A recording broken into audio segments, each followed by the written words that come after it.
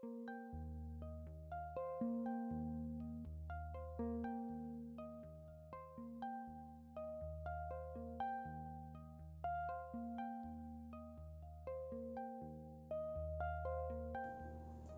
there! Are you an American citizen who wants to get your fiancé to the US? Or are you a Filipina who has an American boyfriend? If that's who you are, welcome to my channel. My name is Jackie Easley. And in today's video, guys, what we will be doing is we will be talking about a K1 visa, or we call it fiancé visa. So first off, what is a K1 visa?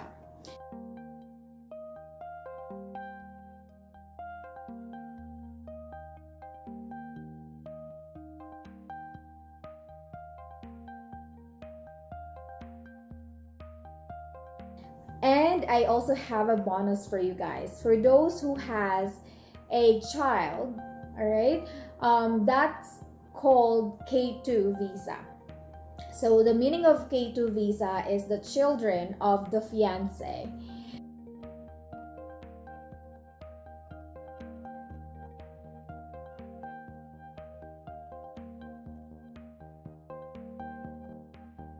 Okay, I hope that this video will help you guys in your process for going to the US, because when way back 2017 and 2018, I was also checking online, checking on YouTube on how to process it, and that really helped me a lot.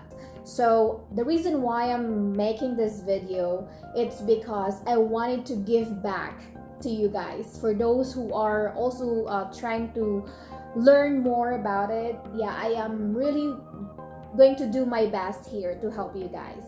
So yeah, by the way, I just wanted to give you a heads up. So this is case-to-case basis, so whatever worked for me might not work for you. So just pick something that you think will suit based on your case. So before we move on to the step-by-step process, I just wanted to share with you a little bit of information about me, guys. I am now here in the US. I got here last September of 2018, and it's been like almost 7 months since I got here now. We got married last November 2018. And we also filed a green card or a permanent resident as of December. I've done my biometrics in January, and now I'm waiting for my EAD, or we call it employment authorization document, for me to start working, and at the same time a green card, but I'm still waiting for it. I'm working on it. Okay, so yeah, that's just all about me. I also wanted to talk about a K2 visa because I do have a son. When I was processing this filing of petition as a K1 visa, I keep checking online, even in YouTube. I wasn't able to get a lot of information about the K2 because most of the people who posted their experience are just single. They don't have a K2 child, okay? So I'm making this video for those who have a child. I hope that I will be able to help you guys about the entire process, okay? So before filing the form for a petition for a fiancé visa, of course, you must consider to check first if you are eligible to apply. Okay, what are the eligibility for fiancé visa? Okay, you may be eligible to bring your fiancé to the United States on the fiancé visa if you meet the following requirements. Number 1, you are a US citizen. That's the number 1 requirement. Number 2, you and your fiancé intend to marry within 90 days from the arrival date in the US. Okay? Number 3, you and your fiancé are both legally free to marry. This means that you are both legally able to marry in the United States, and any previous marriages have been legally terminated by divorce, okay, death, or annulment. So you must make sure, okay, that you are free to marry to each other. Okay, you have to have a supported documents for that. And number 4, okay, you and your fiance met each other, okay, in person at least once within 2 years. Okay, so before you file a petition, you have to make sure that you and your fiance already met, okay? Because of course, how can you marry someone if you haven't met that person yet? Okay, that really makes sense, right? So yeah, that's the requirement. Now, if you think that you met all the requirements that I have mentioned regarding the eligibility part for filing a fiancé visa petition, then you're good to go. Now you're ready to file a form. Now we're going to talk about the step-by-step process. All right, first, step 1, that is to file a petition for a fiancé visa. The form that you have to obtain is the I-129F, or we call it petition for alien fiancé. Now you can obtain this form from the USCIS website, and that is a free of charge. I will be making a separate video about how to fill up a form and where to get it. All right, so you better check that out too. And it's better to fill up a form from the website or a PDF file, because if in case you have some mistake, you can easily edit it and then you can just print it out, as well as of course the signature must be, all right, your real signature. You can't do that electronically. So yeah, that's what we did. We filed a form from the USCIS website. Now there's a lot of website, guys, that every time you check online, there's a lot of website that offers you a different information, instructions on how to file a visa petition. But the most eligible one is the USCIS, okay, because that is where you can obtain a form for free. The rest are actually a agency that's just giving you a heads up, and then it will lead you to get or hire an attorney from them, or they will offer you something and then you have to pay extra. Okay, so again, the reliable website where you can find all this information that I'm talking about is the www.uscis.gov.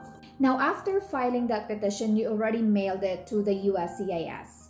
All you have to do is to wait, because they will give you or send you a notification. Actually, if you include it from your form, the G1145, or we call it notification for acceptance, you will receive a text or an email about your your petition or form has already been received by the USCIS. Now, once you receive that, you have to wait, because some of the people that I watch online or on their YouTube videos, they're saying that they also received a NOAA 1, or we call it Notice of Action 1, that will take 1 to 3 weeks actually after you file the petition, to let you know that they are already processing it. However, in our case, we did not receive one. We only received it through notification to my husband's email stating that, hey, we received your mail, okay, about your form I-129F. That's the only thing that we have received. The rest, we did not receive anything. Now, on the 5th month of the filing of the process, so we filed it October, right? So November, December, January, February, March. So March, we received a notice from the USCIS that they have approved our application. So meaning they are now forwarding the form I-129F to the National Visa Center, or sometimes they call it NVC. That's gonna be another process. They will gonna do another check, background check about their database, the national security, the criminal history for both you and your fiance. Now after that, it takes another 2 to 3 weeks for you to receive another notification, and that's gonna be about you are ready to schedule an interview. So we received, the month after that, we received a notification, or they call it NOAA 2, that I am now ready for a interview. Okay, so what happened is I did not schedule or set an appointment right away for my visa interview, and at the same time with my medical. I first spare a month for me to figure out things. I gather information, and of course, since I need to go through with the medical process, the first thing that I do is make sure that me and my son is healthy. Okay, we did eat healthy food, do some exercise. We make sure that we're okay with the medical process. And at the same time, I gather information about my supporting documents and make sure that everything is ready.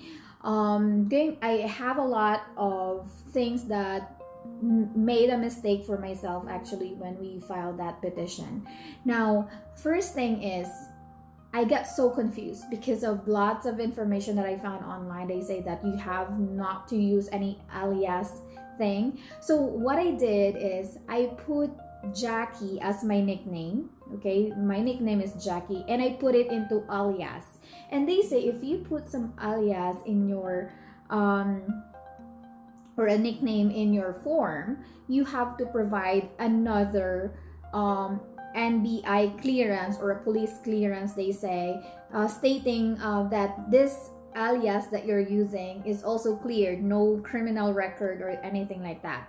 And at the same time, I need to obtain another certificate of no marriage or SENOMAR, stating that that alias that I use, which is my name, is also not legally married to someone else. So it was my mistake. I got so confused about it because of this information that I searched online.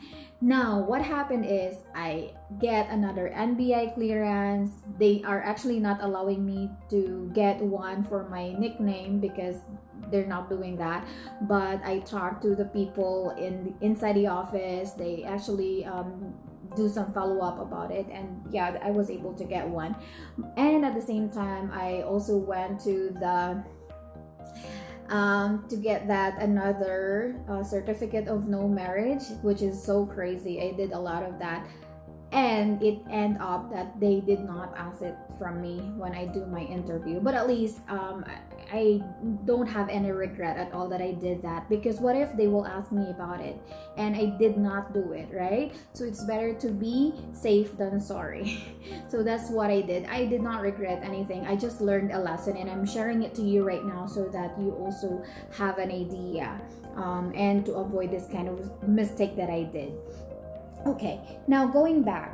Now, so what I did is I gather information about my my supporting documents. Like I've done that NBI clearance together with my real name, my nickname, and SENOMAR, both real name and nickname. And at the same time, with my son, okay, because I have my son together with the process, and he is on a K2 visa. So K2 visa is for your child of the fiance.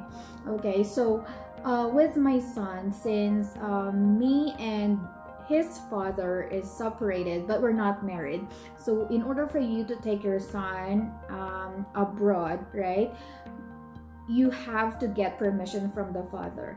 But I'm so glad that his father was really cooperating. We get an attorney to process it, that stating that his father is allowing me to take my son with me going to the US. So everything was fine, but actually they did not ask me about it as well, as far as I can remember. Yet that was not actually checked when I went to the visa. Later on, I'm gonna tell you what exactly happened during the visa interview. Now, during the during the 1 month processing time that I spare for me to gather information, I've make sure that before I go to Manila, I have everything ready. And yeah, so what I did as well is I booked a place near to that St. Luke's, and at the same time to I booked that place to St. Luke's. And then what I did is I booked in Tuesday. Okay, the reason why I booked my appointment for medical Tuesday, because in my mind I think that most of the people wanted to do that on a Monday time, so I just waited and did my appointment on Tuesday. And based on what I searched online, they are saying that most of the people are there waiting in line for like around 3 a.m. because there's a lot of people are going there for the medical. I'm so glad I did not go there at around that time, because I'm so afraid. You carry money for the visa for the medical, right? So I'm so afraid because it's not safe to stay there. And I don't know if there's gonna be people there if I will try to be there at around 3 a.m. So what I did, since I have my son with me, he's really hard to wake up early in the morning. So I waited until 6 a.m. To be there. Exactly 6 a.m. That's the time that the St. Luke's will open. All right, and then when we get there, of course, the funny thing is I already have this all the documents, right? It's ready. Also have this 2x2 picture. The 2x2 picture, guys, there's no need for you to wear a colored shirt. Okay, in the Philippines, I'm wondering why every time you're gonna get a 2x2 visa picture, they will require you to wear a formal clothes, but that's not what is stating in the USCIS website. You have to wear what you normally wear every day. So yeah, so I did not argue with the people in the Philippines. I just follow them. So I wear a formal shirt, and then yeah, when I get there to the medical, because when you go to St. Luke's, they will gather all the information that required for your visa interview. St. Luke's Medical Center will gather that already from you, because they are the one who's going to forward all that documents to the visa interview. The only thing that you will carry during the visa interview is just your the packet that you will get from the St. Luke's, the brown packet, which you are not allowed to open it. That's a sensitive information. And at the same time, you have to bring some appointment letter that you can show to the guards when you enter the embassy. Yeah, so when we get there at the medical St. Luke's Medical Center, so there's people there that will gonna tap you, hey, is your picture has a colored shirt, or you're wearing colored shirt, something like that. And I don't mind them, because I know what I'm doing.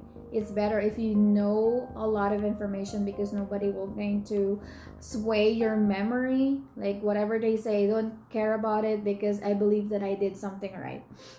So what I did is, I just go ahead and said, no, I'm fine. I already have a picture. So I went there.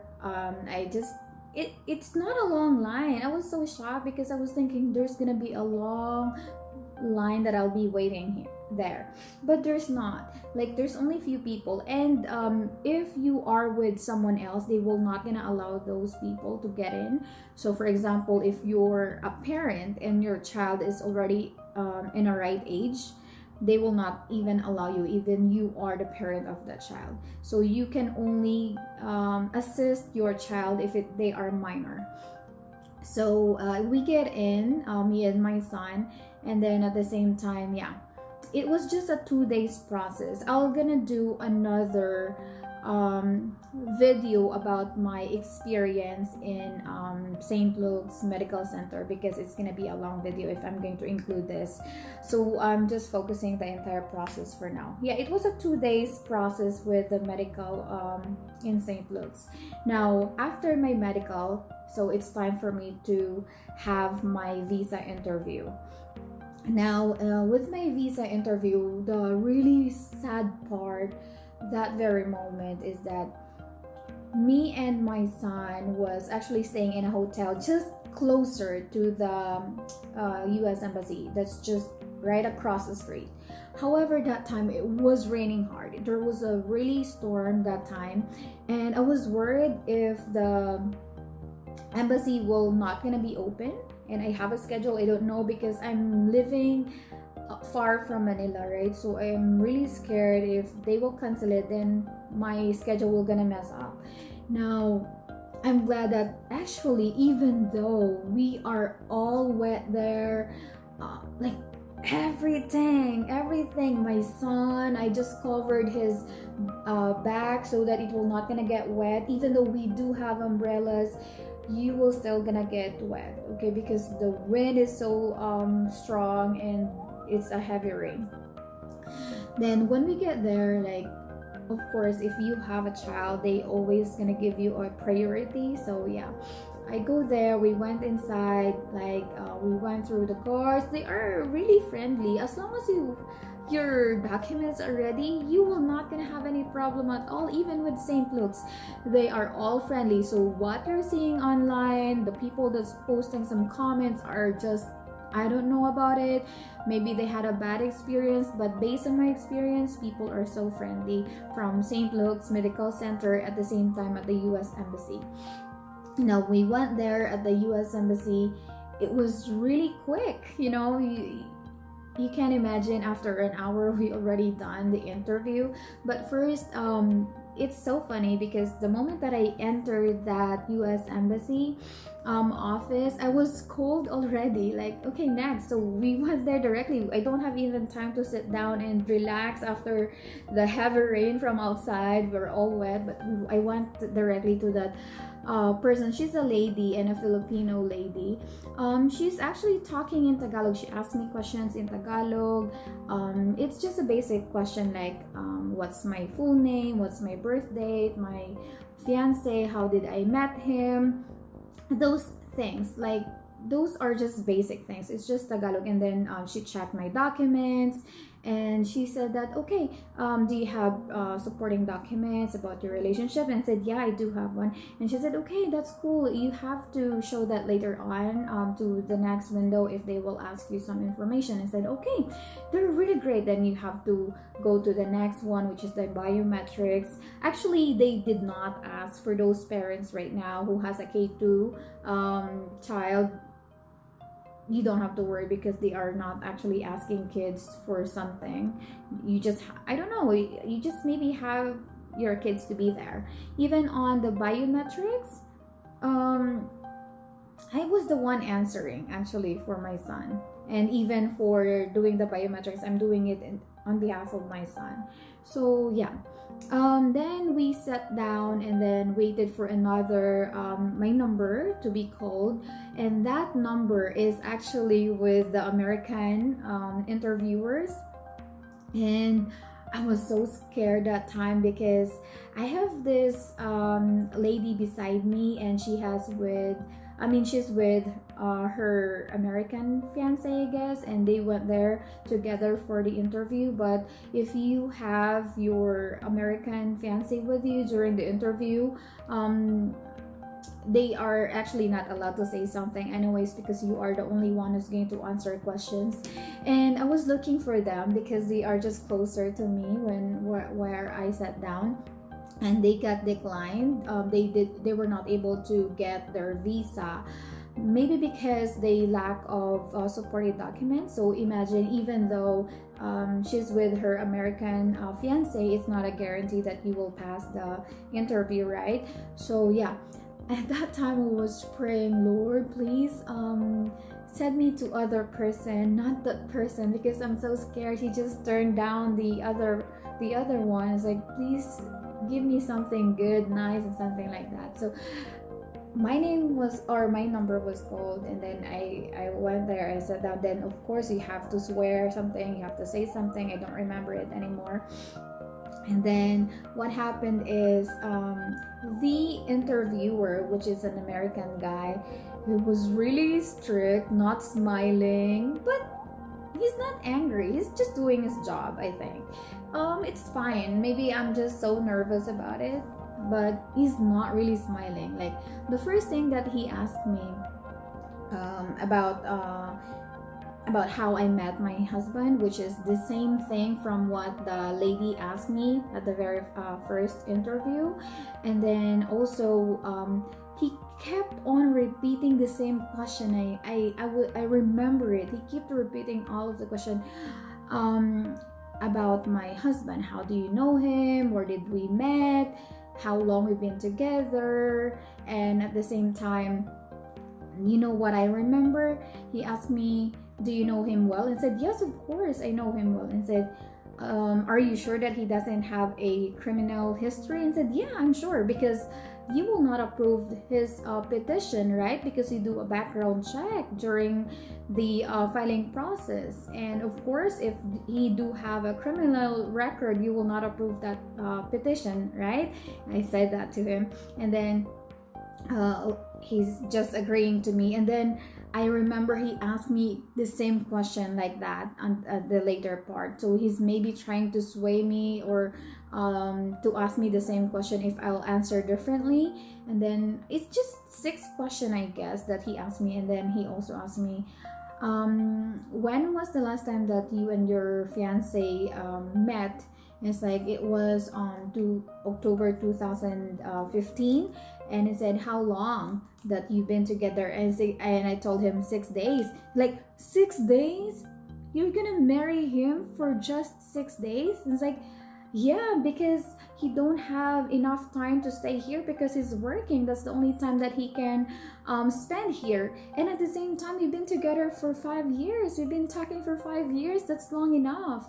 And like, he's just not smiling. He's not agreeing on anything. And then there's a moment of silence. Actually, the other part here is that he did not ask me anything for like a documents, not of course, because he asked me information, right? But he did not ask any documents from me. Remember, I have prepared everything, like all the records, the call logs, the text messages, the video call pictures, and everything like that.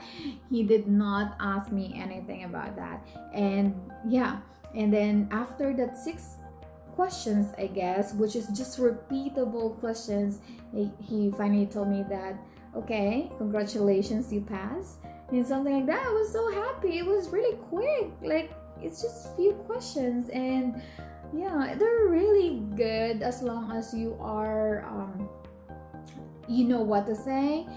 Oh, one thing I remember, he asked me he asked me, right, that do you really know your fiance? It's like, yes, of course I know him well. It's like, okay, so tell me about his background. It's like, my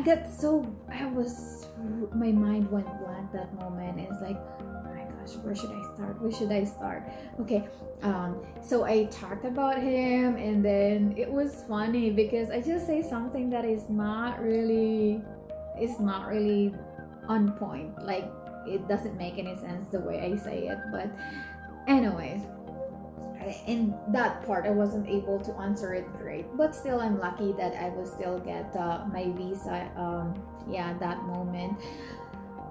Maybe because my husband already provided all the documents required. That's why this is just my what I think, that maybe they did not ask any information from me because my husband already provided all the documents.